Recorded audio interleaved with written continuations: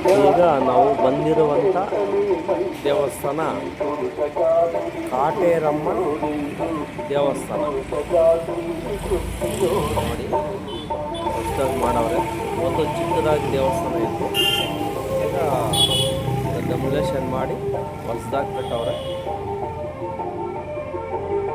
ಒಳಗಡೆ ಹೋಗೋಣ, ಈಗ ಆ ತಾಯಿ ದರ್ಶನ ಮಾಡೋಣ. ತುಂಬ ಚೆನ್ನಾಗಿದೆ ಇಲ್ಲಿ ದೇವಸ್ಥಾನ.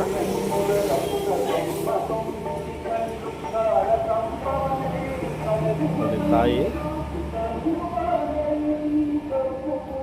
ಕಾಟೇರಮ್ಮ ತಾಯಿ ಮತ್ತು ಮಹೇಶ್ವರಮ್ಮ ತಾಯಿ ಇಬ್ಬರು ಇಲ್ಲಿ ನಿಲ್ಲಿಸಿರ್ತಾರೆ.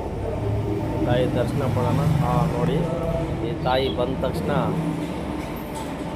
ಬಲಭಾಗಕ್ಕೆ ಹೂವು ಕೊಟ್ಟರು. ಇಲ್ಲಿ ಶುಕ್ರವಾರ ಮಂಗಳವಾರ ವಾಗ್ದಾನ ಇರುತ್ತೆ. ತುಂಬ ಒಳ್ಳೆಯದಿಲ್ಲಿ. ಇಲ್ಲಿ ಬಂದು ಈ ತಾಯಿ ದರ್ಶನ ಮಾಡಿದ್ರೆ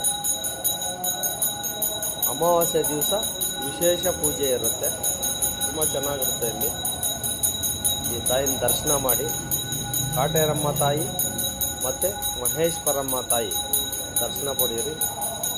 ಆ ತಾಯಿಂದರು ಒಳ್ಳೇದು ಮಾಡ್ತಾರೆ, ತುಂಬ ಒಳ್ಳೆಯದಾಗುತ್ತೆ. ಬಂದು ಎಲ್ಲರೂ ಆ ದೇವರ ದರ್ಶನ ಮಾಡಿ, ಆ ತಾಯಿ ಎಲ್ಲರಿಗೂ ಕಾಪಾಡಲಿ.